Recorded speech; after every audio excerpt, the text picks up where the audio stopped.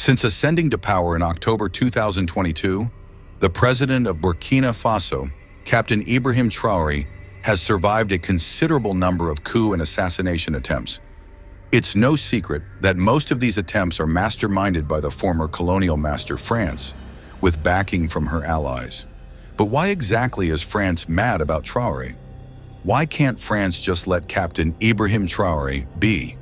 Well, Captain Ibrahim Traore is not only exposing the robbery that France has conducted in its former African colonies, he is also determined to cut off the hand that has powered the French economy for centuries.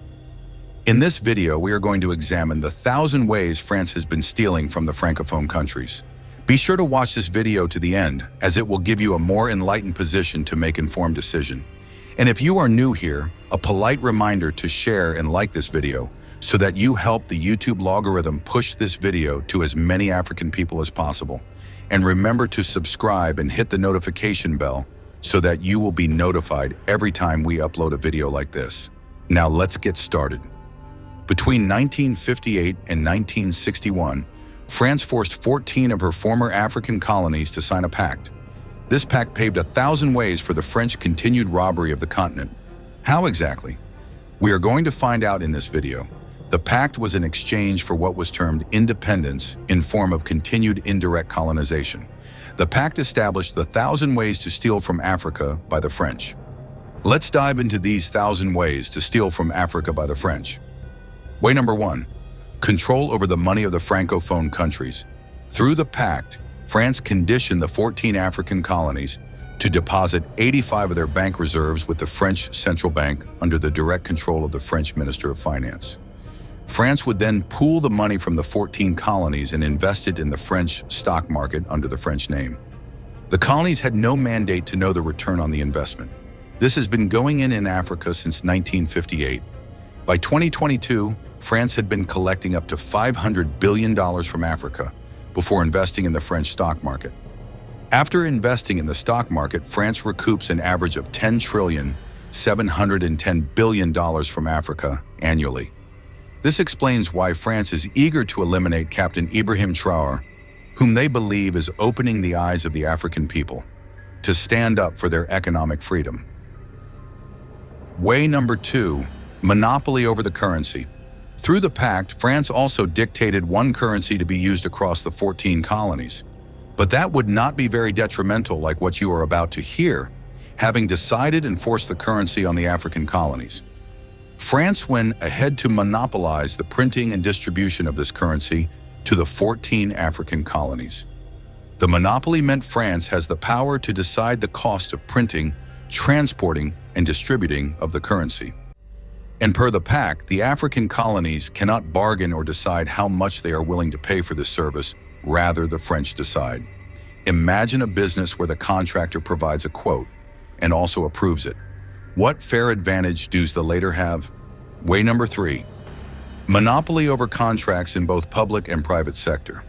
For decades, France granted itself the first right to refusal to all contract, both in the public and private sector. Under a section of the pact, only French companies could undertake big contracts both in public and the private sector. Equal with the monopoly over the printing and distribution of the money, the French companies also had the right to decide how much the contracts would cost, and the African colonies had a limited say.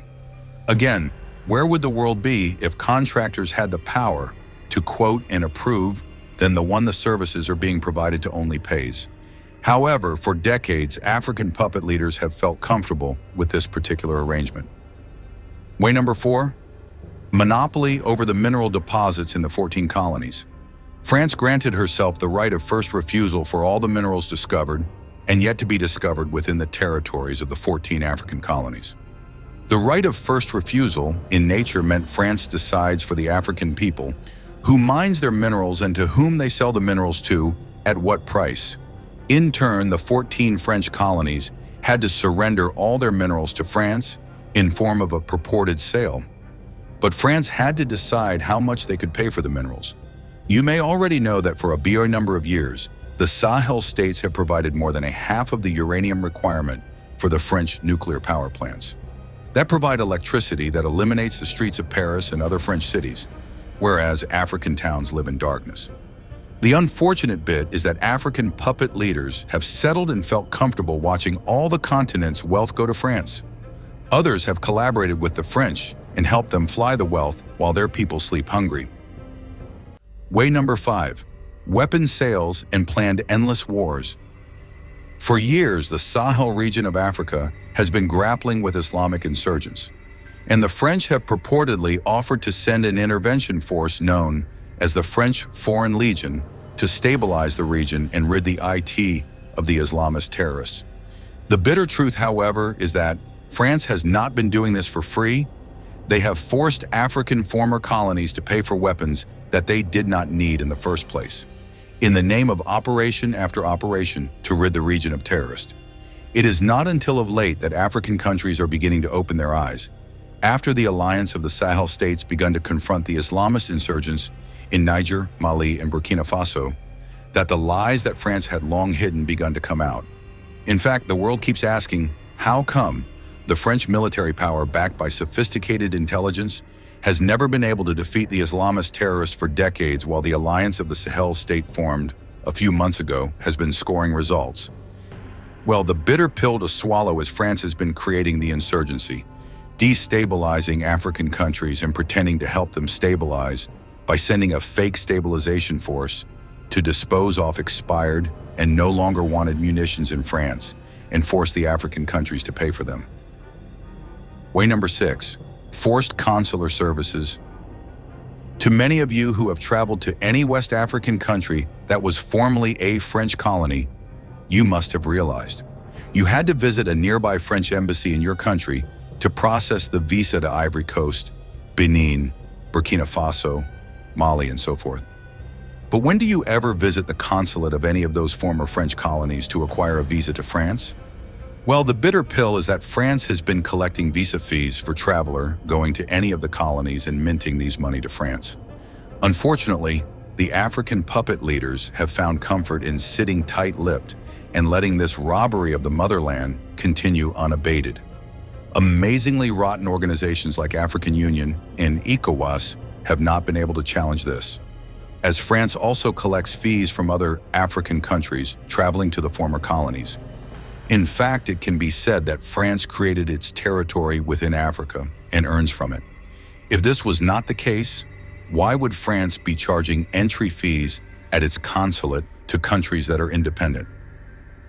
Way number 7, unfair immigration policy. While France collects billions of francs from citizens from the Sahel states attempting to travel to France and other colonies, French citizens travel to the West African colonies at will, posing a serious economic imbalance. Well, in the interest of time, we will stop here for this video. In part 2, we will look closely at French-manufactured wars in Africa.